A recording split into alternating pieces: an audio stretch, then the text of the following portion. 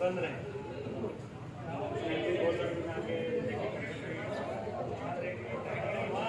घटना हुई वैसा इनके फैमिली मेंबर की तरह था, साथ में उठना बैठना व्यवहार पारिवारिक क्रम जैसे, लेकिन से पूरा काम है। जब पहला केस हुआ वैसा थाने में, हम सब सामाजिक डेलीगेशन के साथ गए और उसको अनऑफिशियली गिरफ्तारी शो करके उनको बिठा रखा था कन्हैया लाल जी को, उनके पास सबूत भी नहीं था, सबूत नहीं था। और हमने प्रेशर बनाया अपने नेता प्रतिपक्ष गुलाब जी भाई साहब से, एडिशनल एसपी को फोन भी करवाया। उस प्रेशर की वजह से दूसरे दिन जमानत करवाई, और जमानत करवाने के बाद में वो जैसे ही निश्चित हुए दुकान पे बैठे रेगुलर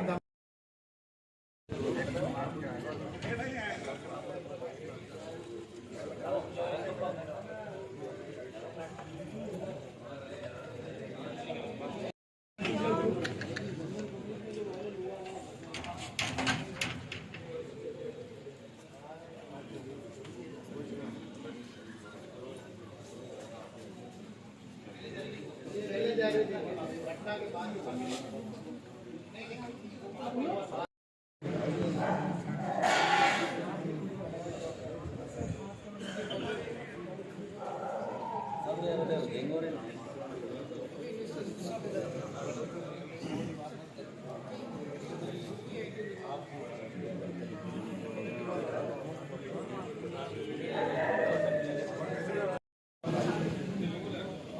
आज कन्हैयालाल जी को उनके परिवार को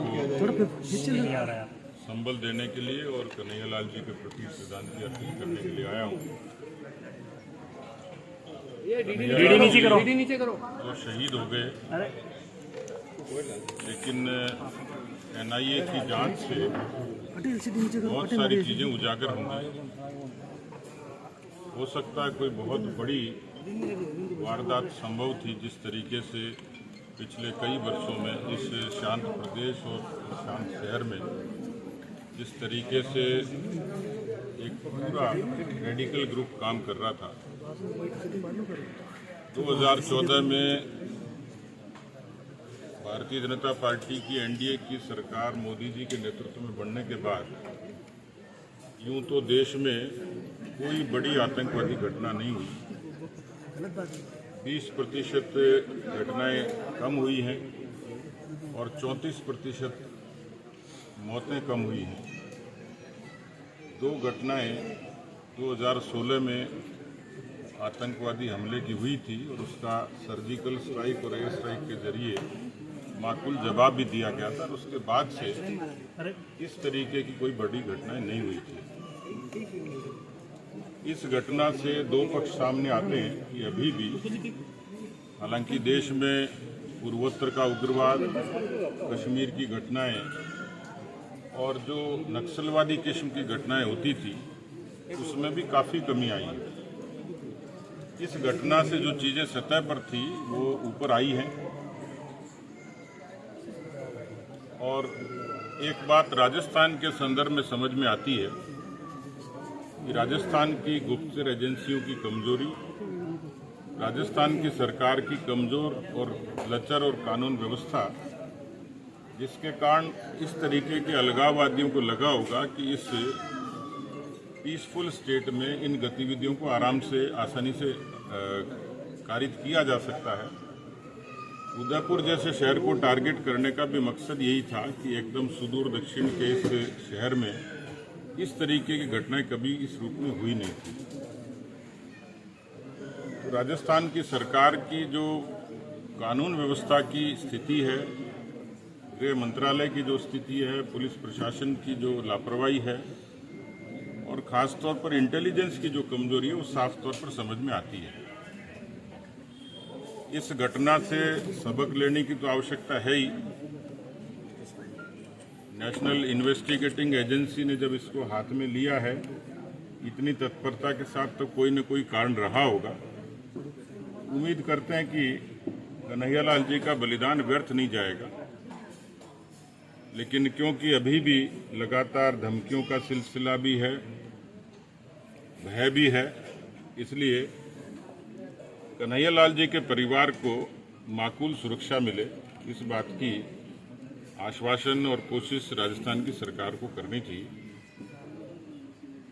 दूसरा, जितनी जल्दी से जल्दी इसमें लीगल प्रोसेस को तेज किया जा सके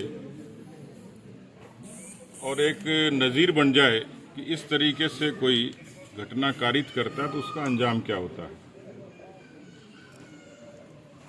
फास्ट ट्रैक के जरिए जितना लीगल प्रोसेस हो सकता हो, कोशिश ये हो कि हत्यारों को फांसी हो, ताकि इसका संदेश पूरे देश और दुनिया में जाए। ये कोशिश होनी चाहिए।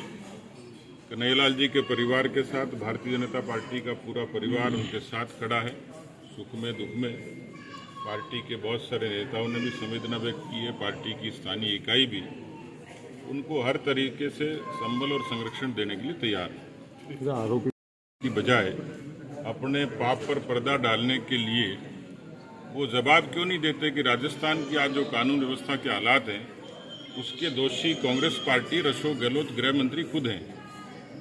यदि राजस्थान का गृह मंत्रालय और गुप्तचर संस्थाएं यदि सक्रिय होती, क्योंकि उनके साथ जो घटना हुई थी उसके बाद उन्होंने जो सूचना दी उसमें जायज़ तो यही था कि उनको तुरंत सुरक्षा मिलनी चाहिए थी और जो लोग इसमें शामिल थे उनको राउंड अप किया जाता, लेकिन ये नहीं किया। ये लापरवाही की पराकाष्ठा थी और इसलिए किसी भीड़ में किसी शख्स को भारतीय जनता पार्टी का कार्यकर्ता बताकर अपने पाप पर पर्दा डालना ये कांग्रेस की अनीति है, नीति भी नहीं कहेंगे। कहीं कोई उसका कंसर्न नहीं है और कांग्रेस के पास उसके कोई डॉक्यूमेंट हैं, केवल कोई फोटोशॉप से ये हो जाए कि भाई वो बीजेपी का कार्यकर्ता रहा होगा। कहीं हमारे रिकॉर्ड में, पार्टी के रिकॉर्ड में कभी वो किसी तरीके का कार्यकर्ता नहीं रहा। तो इस चीज़ को तो कांग्रेस ने बहुत शरारतपूर्ण तरीके से डाइवर्ट करने की कोशिश की है। यदि उनमें हिम्मत है तो इस तरीके की चर्चा की बजाय वो इस बात की डिबेट करें कि अभी तक उन्होंने कानून व्यवस्था की जिम्मेवारी क्यों नहीं ली और आगे क्या करने वाले प्रदेश के लोगों की जन सुरक्षा के लिए कोई भरोसा दे सकते हैं क्या। ठीक है।